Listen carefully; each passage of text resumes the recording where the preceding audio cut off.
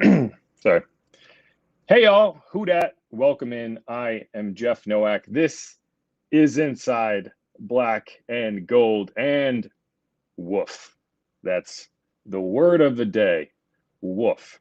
Anyone who watching on YouTube, as you can probably tell, I'm in a hotel room. So if the sound is a little meh, I apologize in advance. Let me know in the comments if there are any issues, and I'll try to fix them. Obviously, this is not my optimal setup, although I am using my iPhone for this. So the actual like picture is probably way better than what you're used to, but the sound is not great. Either way, I stayed out in LA, so I at least got a full night's sleep, unlike the team who had that miserable flight back and got home at 5 a.m. But we're going to talk about it.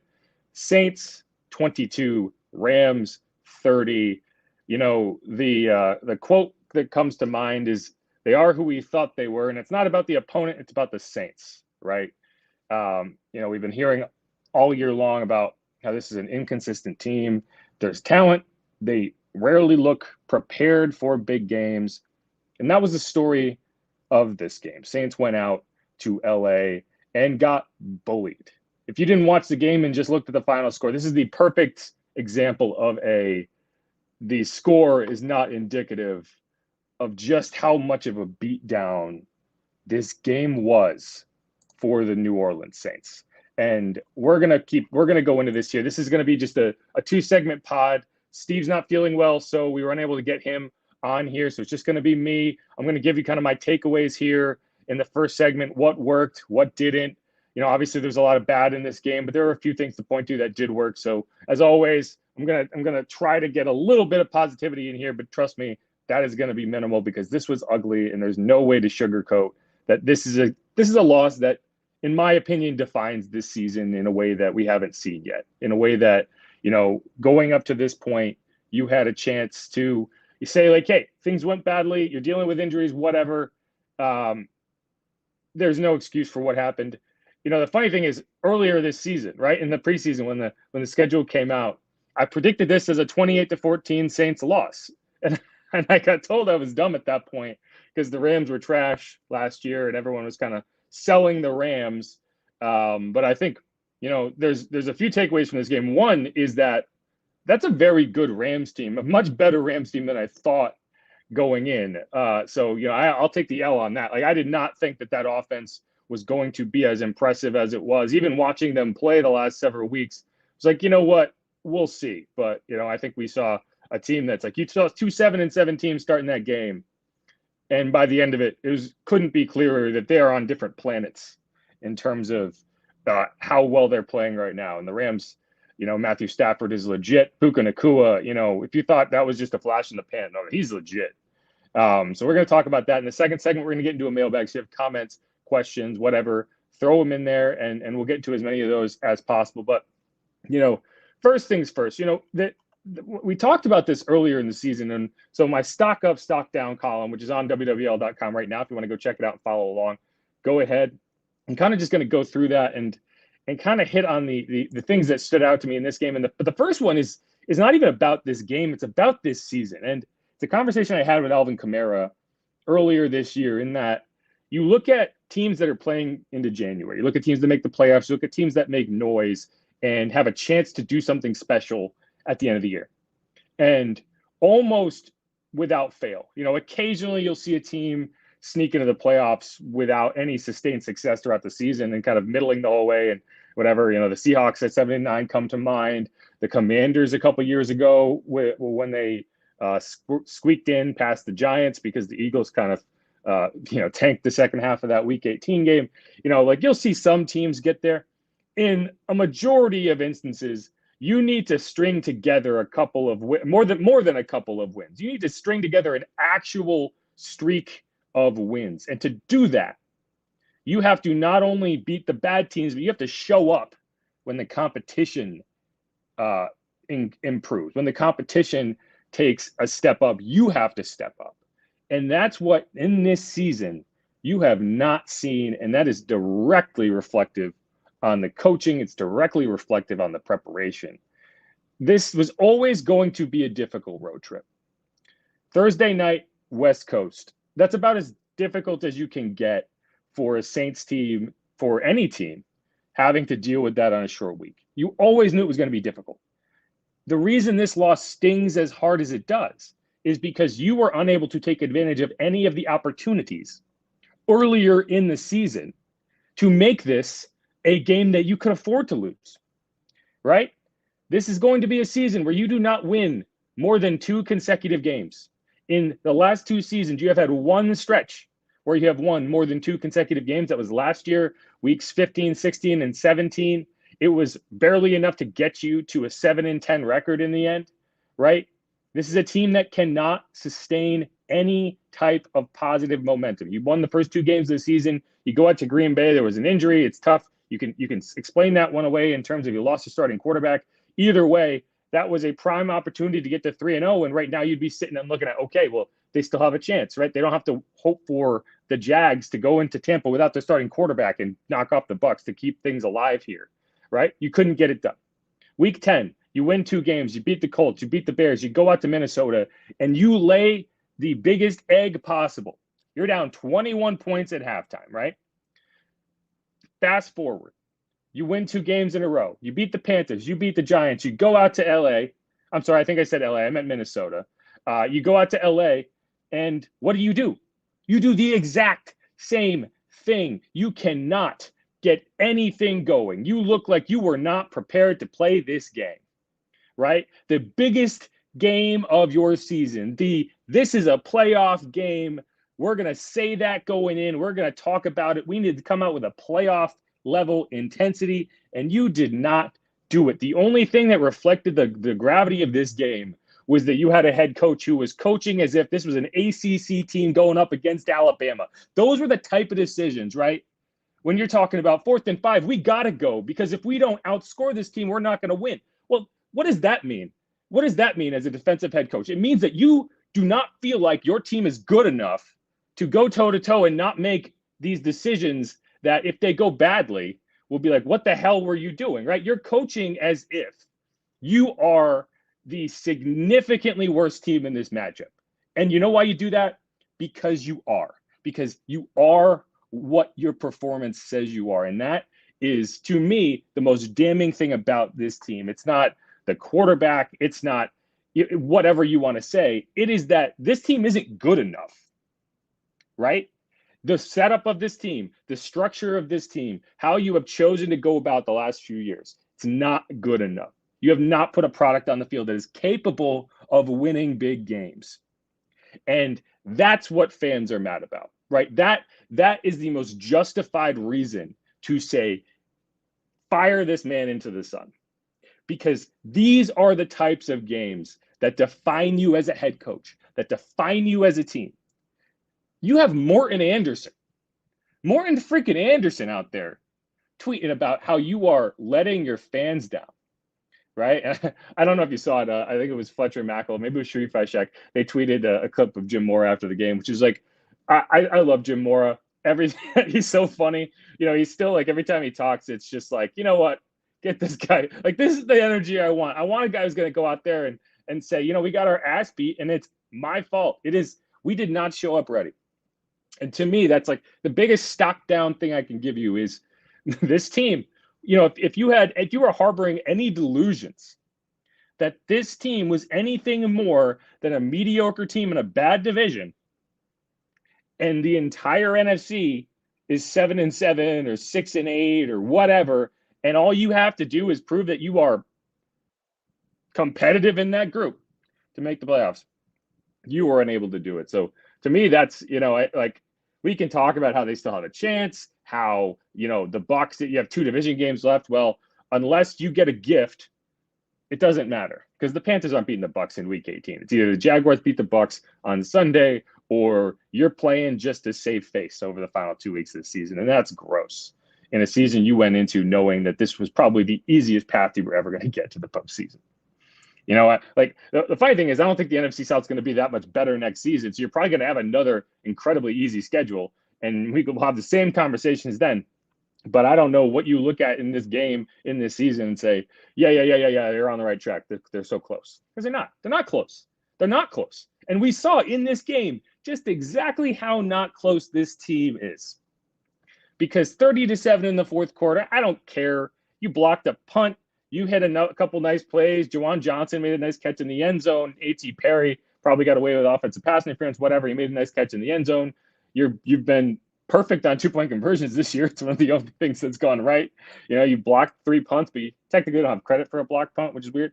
But like those little things you did well kept you at the point where you could have this desperate comeback to make the final few minutes somewhat interesting. But no, this was not a game that you look at and find any true silver linings from. You got your ass beat in this game, right? And you should be embarrassed about that. The Saints should be embarrassed about that. The front office should be embarrassed about that. The players should be embarrassed about that. The coaching staff should be, polishing resumes. That's what this type of game is. This is a polish up your resumes type game, because I don't see how you can come back with, even if you kept the head coach, so much of this team has to change. And I just don't see the routes to getting better. And that's just a product of how you manage this team, how you have allowed the roster to kind of age and not improve in certain positions, how you have missed on so many high draft picks. And even the draft picks you've made, you're benching them, right? You benched. So far this season, you have benched 2 of your top 3 picks from the 2022 draft. Think about that. Alontae Taylor got benched in this game, and while you could argue maybe that's an overreaction, whatever, he was playing terribly, and it's a product of, okay, well you put him in the slot. I don't think he's a slot corner, right? He's going to stay in the slot. I asked Dennis Allen today. He's going to stay there. But I think going forward, you need to seriously consider, hey, how do we get this guy on the outside? And I don't know how the route you take to try to rebuild this team, but that's what you have to start thinking about now. Like from the front office perspective, I don't think you can look at this and say, well, the story is still being written. No, the story's written. We know the story of this team. We've seen it play out time after time after time after time. And I held out longer than most, right? I'm always going to be the eternal optimist in the sense of, I'm not going to pretend I know what's going to happen in these games until I watch what happens in these games. Because there's hundreds of ways this can play out, right? If you convert on that 4th and 5, you go down, you go into halftime with a lead, maybe it's a different game. It doesn't matter, but I think that's the fair approach. You give guys a fighting chance, but when they show you what they are, you have to understand what they are. And so that's kind of my biggest takeaway from this game. Going down the line here, there's 2 other major things that stood out to me in this game. And, the feel-good story this year was Isaac Yiadom, and I still think Ike has had a great season relative to what your expectations were. I think Paulson Adebo has also had a great season, but I think this was the first game that you went into and you were like, man, not having Marshawn Lattimore is a serious, serious disadvantage, because this was the first team, that's one thing that, we can talk about the Saints in this game. Another element of this game, and I've said it already, is the Rams are a very good team. And the fact that they're 7-7 is probably misleading in that sense. But, man, the secondary that has played pretty well all season and probably above their weight class, they got punked. Puka Nacua, I asked Ike Yiadom after the game, what makes him so difficult to cover? And it's like, he's just strong. He's just a strong dude. He battles you and he beats you. And you saw that, like, the play that iced the game was a perfect example of that. They gave the ball to Puka on an end around. Paulson Adebo shoots it, gets a clean hit on him, and he just bounces right off. This is a wide receiver. This isn't Christian McCaffrey. This isn't Saquon Barkley. This is Puka Nacua. And he just bounced off, fought forward, got the first down in a moment where it's like, hey, you got a chance to get the ball back and do something pretty insane, which would be coming back from a 23-point deficit with 6 minutes to go. And so, yeah, I mean, like that. I was wondering, because I haven't had a ton of chances to watch Puka play live. Man, that dude is as good as advertised. And the funny thing is, Cooper Kupp wasn't good in this game. It was Demarcus Robinson was the guy you couldn't cover. Cooper Kupp was actually, there were several chances for them to convert on 3rd down in the red zone, and he wasn't able to make the play. It's like you would think going in, like, man, if Cooper's not the one who beats us, we feel pretty good about it. Well, no, not when you allow 164 yards and a touchdown. 240-something yards combined between Puka and Demarcus Robinson, a guy I wasn't even on my radar going into this game, really, in terms of like, yeah, that guy's going to dominate. Kyron Williams, another guy who I think going in, everyone's like, oh, is Kyron really that good? Well, I think, we got the answer, but it's also just this defense got punked at every level. They didn't get pressure. They weren't able to get Matt Stafford to the ground a couple times. And Matt made some pretty incredible throws. Let's be real. Like, Matt Stafford is playing at an incredibly high level. But this defense is supposed to be a strength of the team. That's just not right now. It's not good enough to make a difference in this game. And that coverage between I think Paulson played reasonably well in this game. And Paulson, as your CB1, is probably not necessarily at an elite level. But Paulson, I don't think he's the reason you lost this game. I think it's, Alontae Taylor, Ike Adam were not good enough in their roles. And, you can make the argument that it should be Alontae on the outside, but again, Ike's played well. It's like you can't, it's easy to go back in hindsight and say, yeah, they should have gone with Alontae instead of Ike, but Ike's been delivering for you, so I don't fault them for going with him in this game. But I think it's like, yeah, when you talk about, man, what is missing Marshawn Lattimore? How has that impacted your chances to win? In this game, I think it had a significant impact on your chances to win. One other element that just did not do anything today, and honestly has been a pretty major story of this season, is the run blocking. Bad. It's bad. If you can't pass protect and you can't run block, what are you as an offensive line, right? You didn't have Ryan Ramczyk, Landon Young. Again, it's like, I think it's just like the more you expose a backup offensive lineman, the more difficult it's going to be. And, we didn't see him have a particularly good game. We didn't see any push in the run game, right? And you knew Aaron Donald was going to be a problem. And you get one-dimensional, you average 2.2 yards a carry, you don't have a chance. The play action worked early. I don't think it worked late. It's just not good. And I don't know if you blame it on the running backs. I don't know if you blame it on the scheme. You just weren't able to get anything done in the run game. And, people are complaining that Taysom didn't get enough reps. Well, when Taysom did get in the game, he got just rocked, right? You look at that and say, yeah, you should keep hammering Taysom. But in this game, that was not working. I think he had one that was like a first down carry, maybe second down carry. He got one for -3 yards. Like, they were getting him in the backfield. I don't know how healthy Taysom is, but I don't think he was the answer in this game because you couldn't find an answer in the run game, and that's very disappointing. We can go through. Derek Carr. Every game the Saints don't play well, you're going to blame the quarterback. I wouldn't say he had a great game, but I think this game was more about the offensive line. Because here's the thing, Derek Carr, at this point in the season, we know what Derek Carr is. And I think that's where it's frustrating is, you look at a Matthew Stafford and you say, well, that's what we thought we were getting, is a guy who just makes you miserable on defense and always makes the right reads and can make all these throws. He's not going to scramble, but he can get it done from the pocket, and he can elevate your offense. And what you have in Derek Carr is I would say an average quarterback, like an average to slightly above average quarterback, who is just a high level game manager. He's not a player who's going to extend plays in a league where all of the elite quarterbacks can extend plays, in a league where you have a lot of quarterbacks who can make up for deficiencies on their offenses. And you don't have that in Derek Carr. And again, like, the reason I don't think he played poorly is because this is what Derek Carr is, right? It's like you can continue to look at Derek Carr and say, I need you to be better than you are. But in reality, the issue is the pieces around Derek Carr are not good enough for a game manager quarterback to manage the game, because that's what Derek Carr is. Like, let's be real. You overpaid for a game manager. You can win with Derek Carr.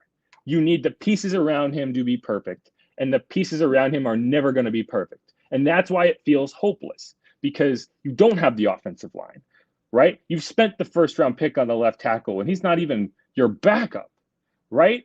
Ryan Ramczyk, you invested all this money, and he's got a knee that has me seriously concerned. So that's not going to get the job done. Alvin Kamara is 28. He's not getting any younger. Jamal Williams has not been a factor. Kendre Miller has not been a factor. The wide receivers are the only saving grace of this team, of this offense at least. And if you can't keep your quarterback clean in the pocket, he can't get them the ball. So that's not going to work, right? It's just not a setup that is conducive to a quarterback who can't move, right? And so the interception was bad. I think he got his arm hit. It was a bad decision to try to loft that ball over. Either way, it's like that's just a bad interception you can't make right there. But it's like, okay, you're trying to make a play. I understand it.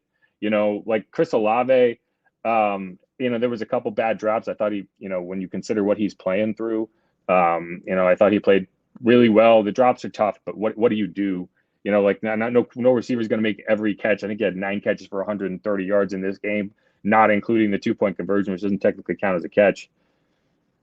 So yeah, I mean, that's the frustrating part is you have hitched your wagon to a quarterback who, in a perfect situation, I think could get the job done. This is not a perfect situation, and it will not be a perfect situation. And because of that, you are going to continue to struggle. You are going to continue to see these long stretches of ineffective play, particularly when you go up against a defensive line that harasses you, that is going to get pressure, that is not reliant on blitzes to get to you. That's where the Saints have struggled. It hasn't been about the blitzes. It's been about picking up a front four, right? Because when Jamal Williams gets beat, there's nothing there. You are not making a guy miss. And when you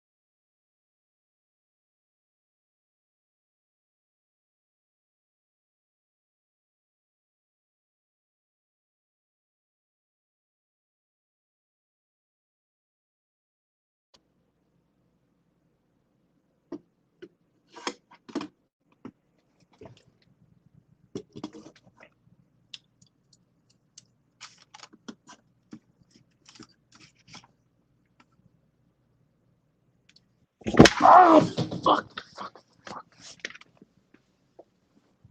God damn it.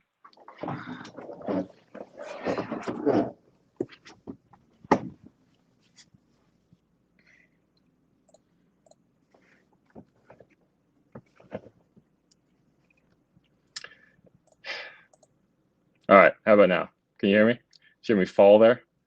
Ugh, this is what happens when when I do this from a hotel room. If you want to know what just happened, if you can hear me now, I went to fix the camera, and I stood up, and the chair behind me rolled out from under me, but I didn't hear it because I have headphones in. And so I went to sit down and completely just took a digger straight on the tailbone. And so that's gonna hurt tomorrow because I'm just old enough that falling down completely derails my entire weekend. So as I spend the rest of my weekend out here in LA, I'll let you know how that affects it. You can also give a thanks to my mother for apparently not following this and calling me midway through this stream. But all right, let me go to break one more time because this is not working.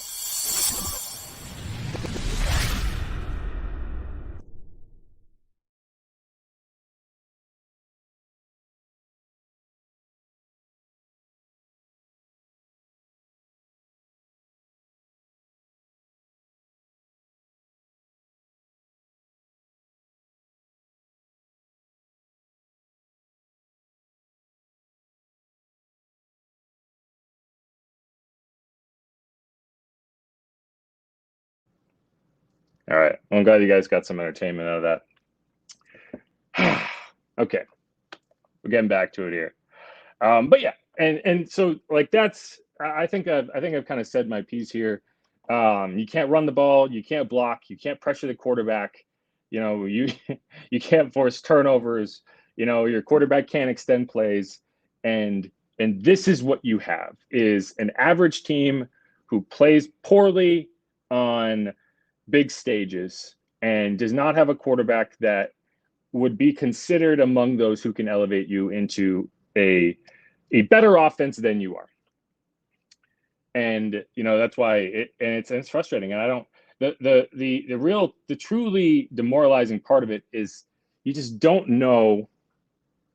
There's just no clear path to getting through it, right? There's no obvious route to take where you can say this is where you get better, and you're going to go from there. But all right, let's hit the break. We'll come back. We'll do the mailbag. I'm sure there are plenty of comments in there talking about me falling down off camera, but with my mic on to make sure y'all got that sound. And yeah, I'm gonna go get an ice pack, and we'll be right back here on Inside Black and Gold.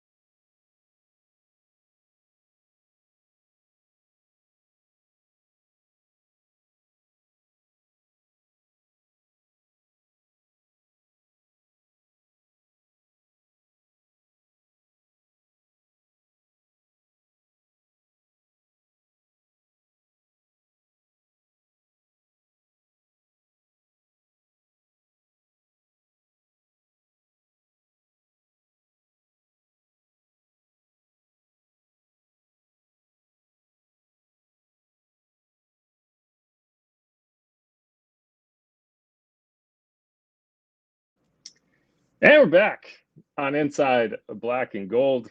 Yeah, there's some fun comments in there about my fall there a second ago. I feel old. Let's see. Let's go through it. We got Errol saying, "What the hell is going on? It's too bad your emoji didn't come through." But yeah, that was the funny thing is like this.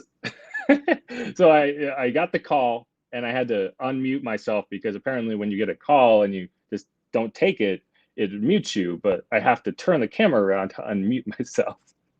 So I went up to fix that, and then the chair slid out. So, but when I unmuted myself, that's when this fall happened. So, like, if I hadn't unmuted myself, y'all would have never known what happened. I would just be sitting here in pain. But I'm glad you at least got some entertainment value out of that. The dark side says life alert. Yeah, I probably should get that. Anyway, I'm Jeff Nowak.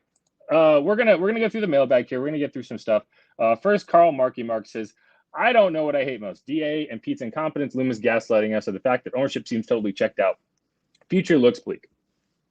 I don't think the ownership is any different than the ownership has ever been, in the sense that they're going to let the decision makers make the decisions. So like I don't see Gale's role as being the issue here. More so, I think, the way you have managed this whole situation over the last few years has put you in a position where there are limited routes to improvement. Like you don't have a ton of draft picks that you've stored up. You don't have the luxury of saying, well, we'll trade this guy off. We'll trade this guy off. We'll trade off this veteran. We'll trade off this veteran, because you've restructured all their deals. So their contracts are not attractive to a lot of other teams. And B, when they're not on your roster, that cap hit accelerates. So you get it immediately. So it's a very narrow road where your decisions aren't like, take a U-turn. Your decisions are take a slightly bear left, slightly bear right. Does that make sense? And that's the frustration for a lot of people, and I understand it. From Mickey Loomis' perspective, I think people misunderstand where he's just not going to pull the rug out from under someone. But I assure you that he's fully aware of the situation that his team is in, and it's just that.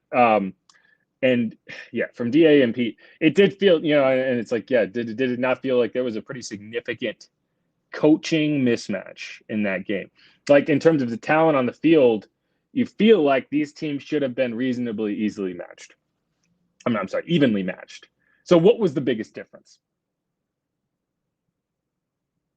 They both had 4 days to prepare. One team had to fly a few hours, a few hundred miles west, but they both these teams only had 4 days. So why did the Rams plan seem so much better established and well thought out and effective than the Saints plan was?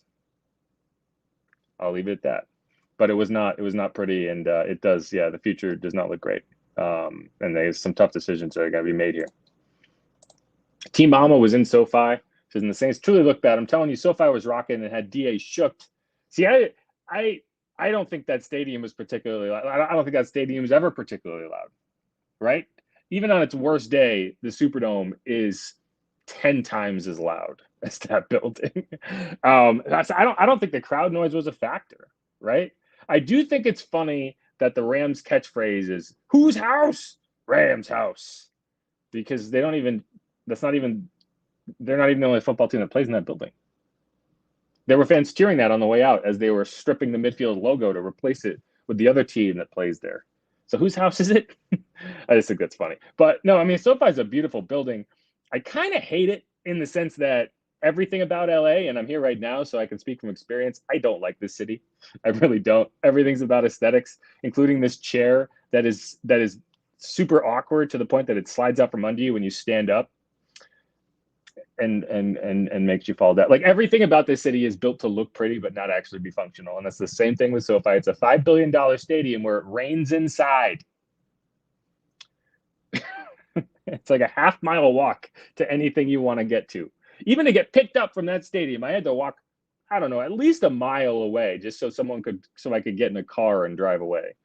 It's just it's a pretty stadium. Nothing about it is nice. Anyway, like, that's not what we're here to talk about, but I just had to get that off my chest. I do not like LA.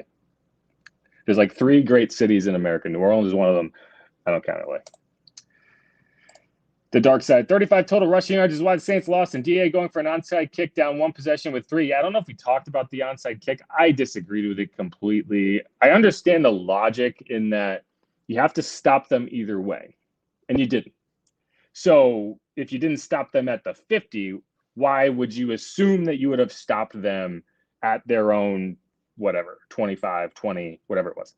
Yeah, maybe you pin them a little further back, but it's a kickoff. So it's, you can fair catch a kickoff and get it at the 25. So there's really not a ton of ways that you could have reliably gotten them further back than the 25. It's not like a punt where you could say, the fourth down decisions where you could say, well, we could have pinned them and given our defense a chance to go against their offense where they'll be a little more conservative.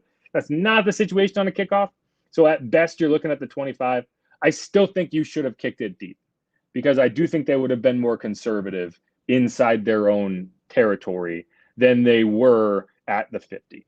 The logic that you use is, well, if we don't go for the onside kick, we lose a free opportunity to take the ball away, and we still have the chance to stop them.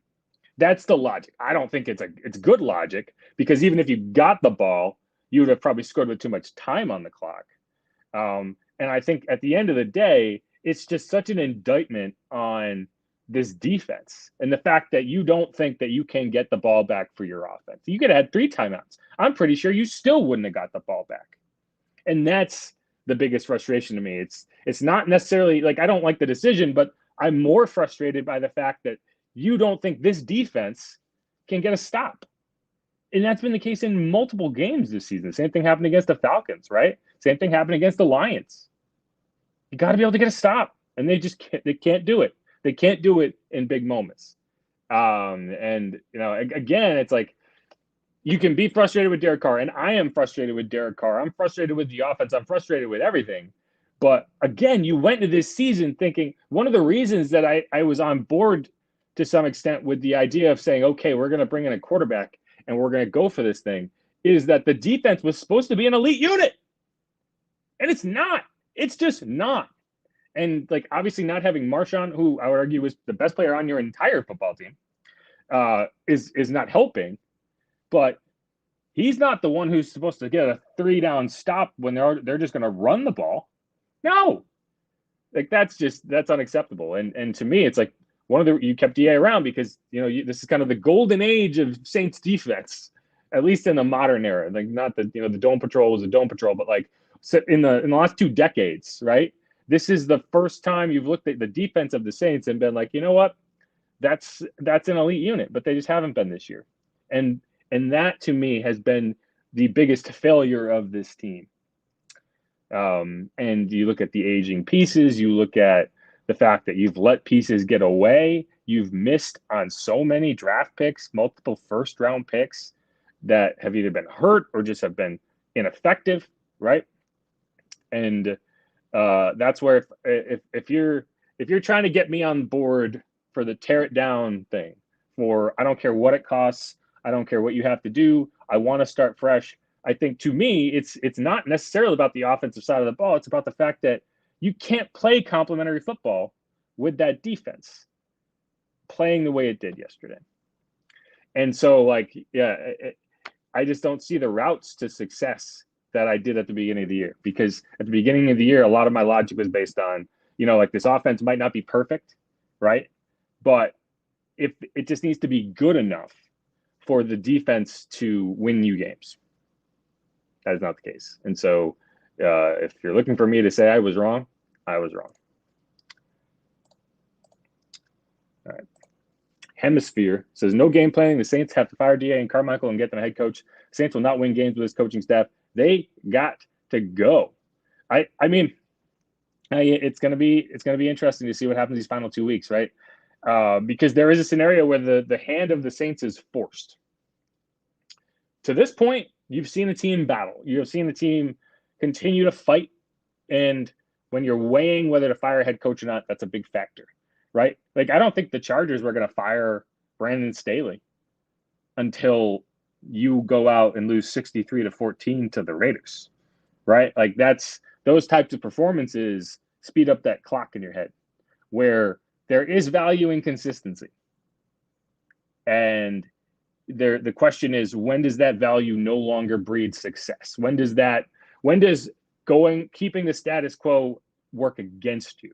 And that is when players quit on you, when the performances are not just not winning performances, but are embarrassing performances. And you are very close to that in this game. It was a trip out west. It was a situation where you're not necessarily going to put your best foot forward. But even by those standards, I don't think that's acceptable. That's not an acceptable excuse in this game. So I think, I don't know where the front office was in terms of the DA decision, the fire the coaches, the rebuild everything decision going into this game. I don't know how close they were to pulling that lever, but you definitely got closer in this game. And like I said, it was always going to be get to the end of the season and make those decisions. But like the results on the field were going to be a factor, and that's where this result, this performance, when you're going through it at the end of the year and you're looking at like, wow, can we do this again? This is going to be the game you point to and be like, guys, I don't know. I don't know. Shane O'Mac says, Jeff, what was the energy like on the sideline and in the locker room? It wasn't good. I mean, you're down 30-7 in the fourth quarter. It's not going to be great energy. I didn't see, the only player that I saw visibly angry, visibly, having people have to come over to him and give him pep talks and stuff was Alontae Taylor, because he got benched. He was sitting on the bench, interestingly, right next to Derek Carr, which, it's not where you would. So typically what happens during, a defensive series is all the defensive players are up on the sideline, like getting, ready in case they have to go in or whatever. The defense was on the field and Alontae was sitting next to the quarterbacks. And so it's like, okay, he's not dealing with an injury. He doesn't have a helmet. He's not getting ready to go in. He's benched. He got benched for Ugo Amadi, and it was poor performance. DA said he got beat with his eyes a few times, and it was something they talked about going in. I'm sure that was a thing. It was like a point of emphasis. There's a lot of eye candy. You can't eat the eye candy, right? You can't get baited by stuff. And I think he did too many times, and so he got sat down. He was there for several minutes. Jonathan Abram came over at one point and gave him kind of a pep talk, was pretty animated, and I think that, after that point, Alontae got up and kind of re-engaged on the sideline. That was probably the only noticeable, man, this is rough kind of moment. But anytime you're down by that much, you're not going to see a ton of positive emotions. Everyone's angry. But yeah, I mean, it's low energy, man. It's low energy. The locker room clears out after that. I talked to Ike Adam. He's still staying positive, and in part because, for him, this is still a big season for him, right? Like I think he has opportunities here. He's gotten an opportunity. I think he's showed well. Cam Jordan was very, very disappointed in this performance, as he should be, and I think that's kind of what you're asking about. And yeah, I mean, it's not good, right? And so you have 10 days, you come back, and I am interested to see how the team looks when they come back, because I think it's very possible that you get an ugly performance in week 16, or I'm sorry, week 17 against the Bucs. Because I don't think this is the game that gets DA fired. But these final 2 weeks, if you come out and you get your ass handed to you by two teams that you should be competitive against, I think that's the nail. I think that's the final nail, personally. But we'll see. Bubba says Trevor Lawrence is likely out for that game. Jaguars are not going to win without him. He's questionable, so he's not ruled out.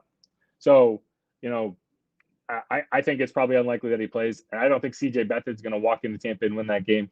So yeah, I mean, that's probably the only chance the Saints have to make the postseason now, is if the Jaguars can hand the Bucs a loss, because then you get back to the point where you can win your final two games and get in. But it's not a what I would look at as a be very hopeful about this scenario, because of what you're talking about, because Trevor Lawrence is likely not going to play. The dark side. Don't give me that it was garbage time crap. It was 3:53 left in the game, down by 8, just get one stop. DA epic fail with the onside kick. It was garbage time. I'm sorry. Like, you're down 30-7 with 6 minutes to go. It was garbage time. The Rams let you back into the game. The block punt, is probably one of the only things the Saints have done well, is block punts, even though they don't technically have credit for a block punt. It was garbage time. Sometimes garbage time can yield some chances, and that's why you don't give up. But don't tell me that those 2 touchdown throws were part of the competitive part of that game, because they weren't. I'm sorry, they weren't. They were nice throws, they were nice plays, but where was that in the first half? Right? That's why it's garbage time. That's why it's not. That's why you don't look at that and say, "Oh, well, Derek played well," because you watched the first half. you know, I think one of the things that this team has frustrated me more with anything else is like you need to be more aggressive downfield. And when they were aggressive downfield, they made positive plays. And if you're not going to hit every single downfield throw, but it seems like at times this offense settles way too often. And it's like, just give Rashid Shaheed a chance. Just give A.T. Perry a chance. Give Juwan Johnson chances. The Rams were jumping everything underneath, and you were still trying to get that done. And I get it, the offensive line. One of the reasons you struggle to hold up, or one of the reasons you go underneath is you struggling to hold up in pass protection. So you can only do so much. But I think you just got to take chances, and you don't see enough of them. And when you did take those chances in this game, it worked out. And I think like to me, that's my frustration is this. The DA talked earlier this season about how one of their identities is that they're an explosive offense. Well, if you want that to be true, you gotta create explosive plays, and you got to do it more often and earlier in the game. You got to set the tone with those types of plays. It can't be a last resort if you're going to say that's your identity. And so no, I'm sorry, I'm not gonna buy that those were not garbage time stats. Down 23 points in the fourth quarter, it's garbage time. That's the definition of garbage time. Just because the Rams took their foot off the gas and almost managed to collapse in a pretty spectacular way doesn't make it any less garbage time. All right, let's see.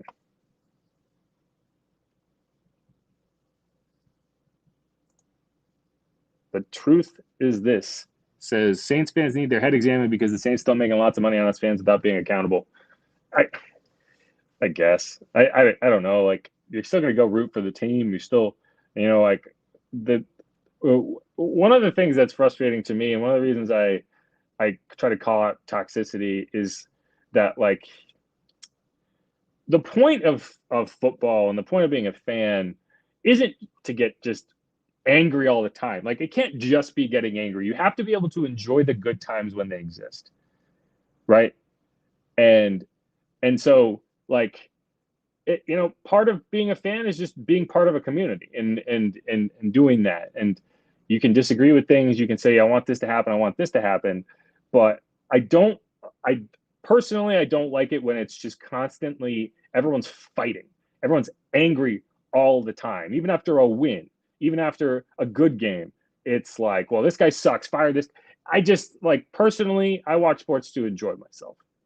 And so that's why, like, I don't know, like the team is out there trying to win. Like, you can't blame the players, and like, yeah, you can be mad at the front office, but it's the players who end up dealing with that the most, and who end up getting the toxicity and the angry DMs and whatever. And I guess because I deal with these guys on a daily basis, I get a little, I am a pro player person, right? Like, that's what people probably need to understand about me is I'm not carrying water for the team, but I don't want to use the term sensitive, but I am aware of the fact that these are human people and they're doing a job.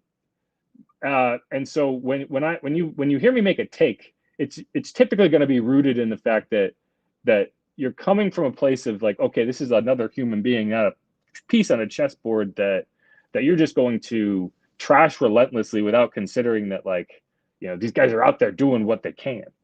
But I agree with you. Like, you can, I don't fault anyone for, I've had a couple people DM me and say, hey, my dad's been a season ticket holder since, Ricky Williams was here. And, if they keep DA, he's going to cancel the season tickets. Like, people are doing that. Right. And, that's your prerogative. I'm not going to tell you you shouldn't do that. Right. Express yourself in whatever way you can. I'm just trying to explain, like, why I am the way that I am. Because I think people misunderstand when I come out with takes as if they think I'm just a homer. It's like, no, I mean, I just think that, when you kind of look at the players as people, you're going to be a little less aggressive in terms of how you approach these interactions, personally. All right, there's like 74 more comments in here, so I'm going to try to get to as many of them as I can. PBM8264 says, let the season play out before you call to fire everyone. And I mean, I don't think you necessarily have to let the season play out before you say, I want everyone fired. But I do think you should understand that the team is going to do that. Like, the team is not going to, after every bad loss, fire the head coach, right? Because you do have to, does have to be a level of, okay, stay the course until you can't, right? Because that course is the course for a reason. Now, you can disagree with the reason, but good teams, look around the league and show me all the good teams that just fire their head coach mid-season because of a bad game, right? Like, that's typically not how you operate. And I get it, there's a frustration level involved, but in most cases, well-functioning front offices are not the ones that are firing coaches mid-season. If you're 2-14, if you're where the Panthers are, that's a different story, right? And I get it. Like, the Saints had an easy schedule, and they should be better than they are. Underperforming is not the same as an outright disaster. And the issue with the Saints is that you have underperformed for so long that it does feel like an outright disaster. And I understand that. I do. All right, let's see. A couple more. D. Granger says, Tampa is going to slaughter us, and Loomis will do nothing to DA. I mean, what do you want him to do? You have 2 games left in the season. And I do think if the Saints do get slaughtered by Tampa, right, like whatever you consider slaughtering to be, right, I think it's just a non-competitive game. I think if you see a repeat of week 4, I do think that you're getting real close.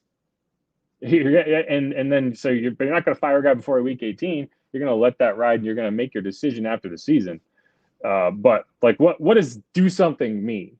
Like, what do you want Mickey to do? To walk out on Poitras with a sign, says this guy sucks? Not gonna, like, come on. I mean, be realistic at least.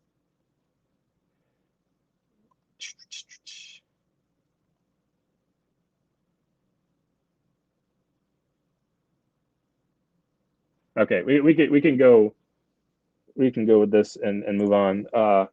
So D. Granger says DA should have never made Taylor a nickel. He's an outside corner, not inside. Cross 4 says Dennis Allen is benching the wrong player. Taylor wasn't performing that badly. So these are 2 different points.